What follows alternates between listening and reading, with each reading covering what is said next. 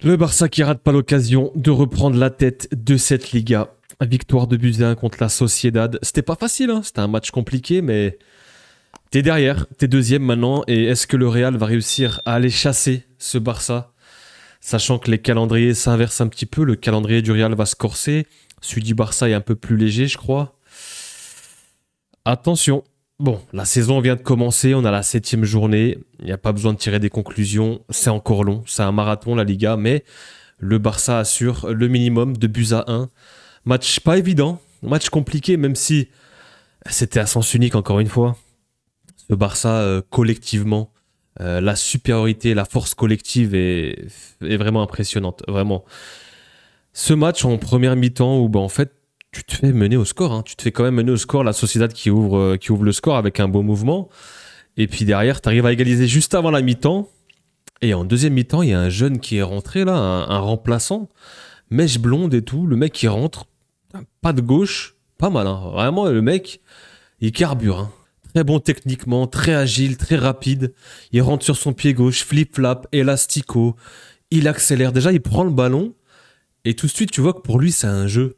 Il rentre, il a le sourire, il a le smile, et il rentre tout de suite, pour lui, c'est un jeu vidéo. Elastico, il rentre, il centre, but. Tête de Lewandowski. Je sais pas qui c'est, mais il est pas mal ce petit-là. Attention, à suivre. Hein.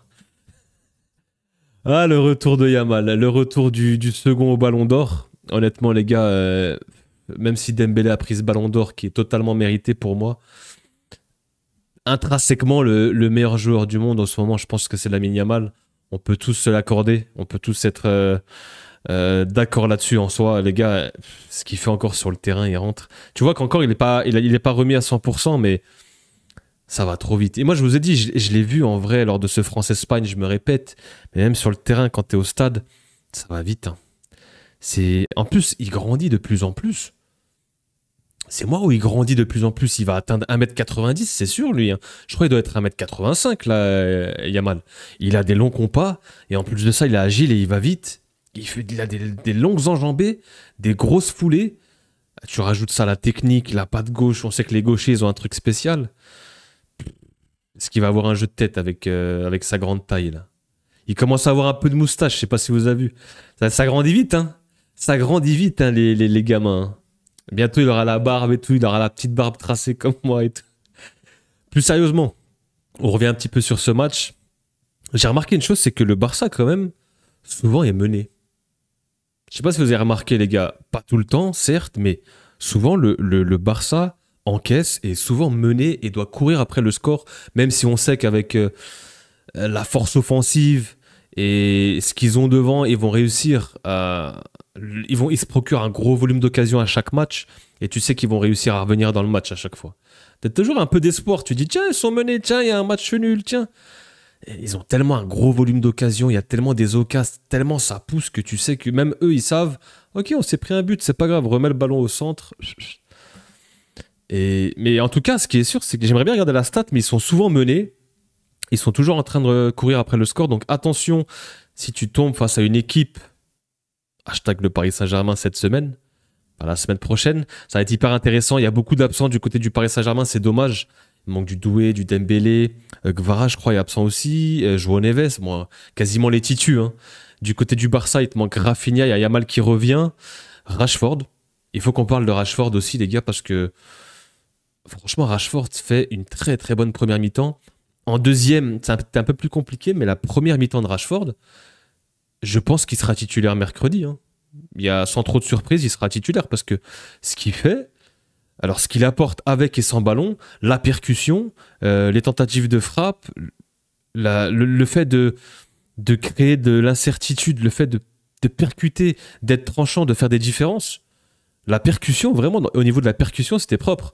Donc, il a encore essayé de lâcher des bangers et des frappes de 35 mètres, mais en tout cas, Marcus Rashford, il commence à monter en puissance, il commence à s'installer, et je le trouve mieux à gauche. Je ne sais pas ce que vous en pensez, vous, mais à gauche, il rentre sur son pied droit. À droite, il est un droitier sur son pied droit, voilà. Je préfère peut-être un gaucher sur son pied gauche à la Rafinha, mais quand tu as un Rashford qui peut rentrer sur son pied droit, qui peut prendre l'extérieur aussi, qui fait des différences, qui est hyper mobile, hyper rapide, et que même sans ballon, il t'apporte, c'est une bonne nouvelle pour le Barça au final. C'est une bonne pioche, c'est un prêt. Tu sais que même si t'as Rafinha blessé ou dans le turnover, il peut être titulaire sans trop de problèmes. Il commence à s'adapter au jeu et à ce que demande le Barça. Non, franchement, dans l'animation offensive, le Rashford, intéressant. Intéressant. Et finalement, voilà, tu arrives à égaliser sur ce corner justement de Rashford et Koundé qui vient mettre sa tête. Ce but te fait du bien. Juste avant la mi-temps, t'égalises. Après, tu sais qu'en deuxième, ça va dérouler. Tu vas faire ton football. Le Barça qui joue toujours assez haut. Hein, toujours un petit peu ce hors-jeu, un petit peu ric-rac, mais ça passe. Toujours assez impressionnant de le regarder. Des fois, ils sont tellement hauts, ils prennent tellement de risques. Finalement, la Sociedad s'est procuré quand même encore des occasions. En fait, le Barça, c'est simple, ils assument, t'as ce déséquilibre assumé, volontaire, et tu sais que derrière, tu vas subir beaucoup d'occasions, et tu vas essayer de défendre comme ça et en mettre un peu plus devant. Voilà, en seconde période, voilà, comme j'ai dit, il y a l'autre Tarek Yamal qui rentre, et lui, dès ses premiers ballons, il s'amuse, quoi. C'est lui le papa en fait. C'est pas lui qui a 18 ans, c'est ceux en face. Tu regardais en face, les défenseurs, les latéraux, ils en ont marre. Ils sont là devant, ils essaient de défendre, ils te mettent une accélération. Les mecs, ils sont là, ils soufflent, ils arrêtent de courir. C'est peine perdue en fait. C'est un cheat code le gars. Il est trop fort. Vraiment, il est trop fort. Ça va tellement vite. Et c'est lui qui est décisif. Il fait ce centre pour Lewandowski. 2-1. Donc finalement, c'est lui qui est décisif. Derrière, tu as des occasions pour la Sociedad encore. Il y a eu cette barre de Kubo. Il y a eu 2-3 occasions. Il y a une occasion aussi de l'autre côté. Après la barre de Kubo, tu as la barre de Lewandowski.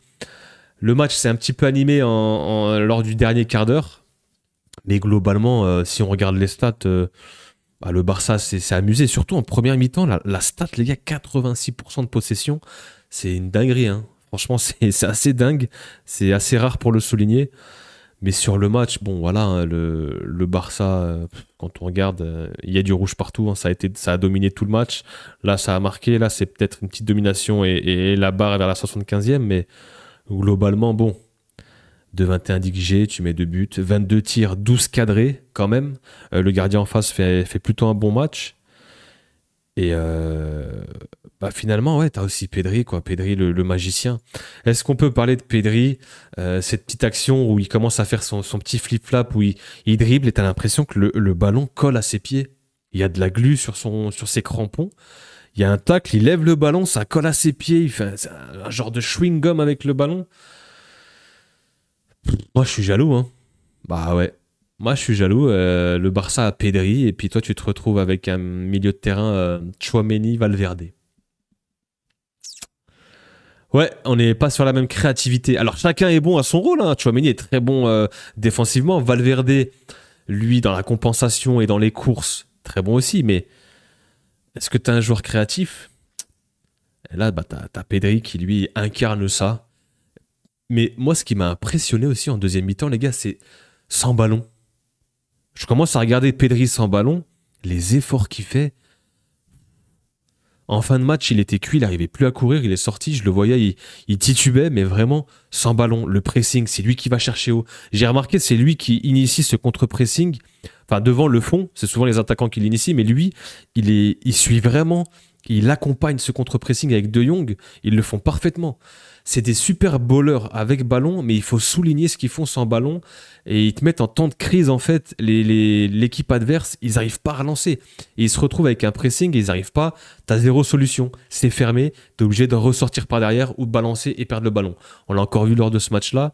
Le Barça a un pressing constant et un contre-pressing qui fait que tu peux pas jouer contre eux et essayer de garder ce ballon, à part si tu passes les premiers rideaux et après ils sont en difficulté.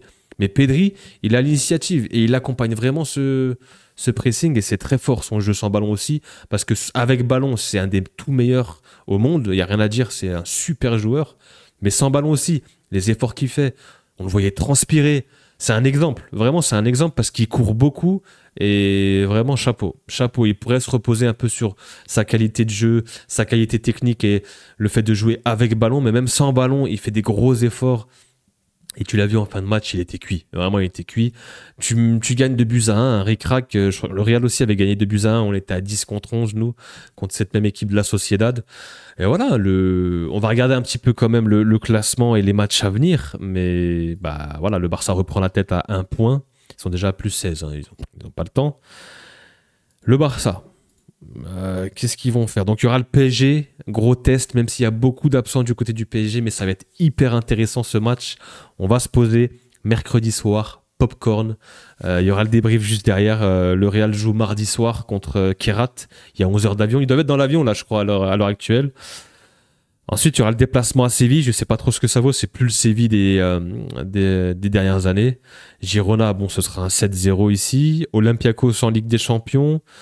Et le Classico. Bon, ils vont avoir un enchaînement de 3-4 matchs assez tranquille en vrai, à part le PSG. Et après, tu as le Classico. Ils vont pouvoir se mettre en confiance juste avant, hein. Ça va être... Si tu regardes le Real, donc là, tu vas à Kerat. Ça devrait être une formalité au Kazakhstan là-bas. Ça va être hyper important. Ça, pour moi, c'est un des tournants de la saison, un des matchs les plus importants. Il y a eu ce derby où tu t'es fait fracasser, ça arrive. Voilà, t'es en phase d'apprentissage, apprentissage. T'es sur un nouveau cycle, t'es un nouveau coach, t'apprends encore. Euh, voilà, le débrief à chaud, il était ce qu'il était. J'étais très énervé. Maintenant, on sait qu'il y a beaucoup de boulot. Ça arrive. Il y aura des moments où tu vas perdre, où tu vas faire des matchs nuls. On laisse du temps à Xabi Alonso. Les joueurs aussi, ils ont leur grosse part de responsabilité. Ils vont devoir se bouger. Donc Villarreal, comme j'ai dit, ça va être un test hyper chaud, hyper important. On va aller faire du catch à Bordalas, contre Bordalas, la team de Getafe là. Ça aussi, hein, franchement, les matchs, ça va être vraiment un match où tu sors avec 3 blessés. Ça, c'est sûr et certain. Déjà que tu as perdu Carvajal, bon, Militao, ça va, il n'y a rien de grave, mais t'as plus d'ailier droit, hein. Fede n'aura pas le choix. D'ailleurs, je vous prépare une vidéo pour demain. La Juve et le Barça. Vraiment un calendrier très compliqué, hein, les gars, pour le Real, hein. Là, ça va être vraiment un tournant, un virage qu'il va falloir négocier. Moi, j'ai peur de ces matchs-là. J'ai peur contre Villarreal. Getafe, on sait, c'est toujours le bordel là-bas. La Juve, qui, franchement, cette saison commence à montrer quelque chose d'intéressant. Ils ont récupéré Bremer, ils ont Ildiz, Vlahovic qui se remet à marquer. Et le Classico. À domicile, et ça, là, ici, les gars, ce match-là, moi, je serai en vacances juste après, hein. Ce match-là, les gars, si les joueurs ne sont pas revanchards et si on ne monte pas une belle attitude et un minimum de football, c'est terminares. Enfin bref, on va pas faire plus longtemps. On n'est pas là pour parler du Real, on parle du Barça. Bravo à eux qui font encore un match sérieux. Dans l'ensemble, c'était mérité. C'était un stand de tir à un moment donné. Le Barça mérite sa victoire. Le Barça est premier. Ça va être compliqué d'aller les chercher, de suivre la cadence. Et il y aura le Classico. Donc en fait, tout dépend des résultats. Si tu arrives à bien négocier Villarreal, Getafe, tu vas arriver au Classico. Et là, on aura déjà un petit indicateur de qui c'est qui va prendre le dessus et le devant. Prenez soin de vous les gars et puis on se revoit pour cette belle semaine de Ligue des Champions. Peace.